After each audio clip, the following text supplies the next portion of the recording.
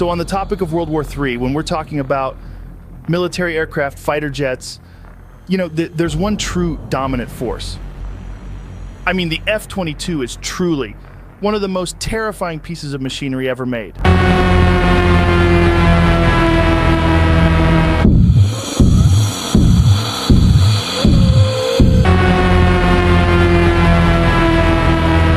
You will die. There's no question. You cannot beat this plane in a fair fight.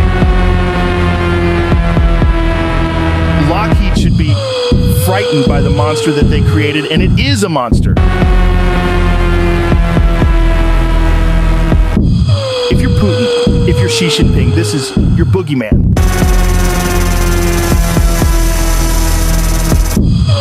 I couldn't bring myself to wake up every morning and get into the cockpit of a J-11 or an Su-35 and do my job, knowing that this thing is out.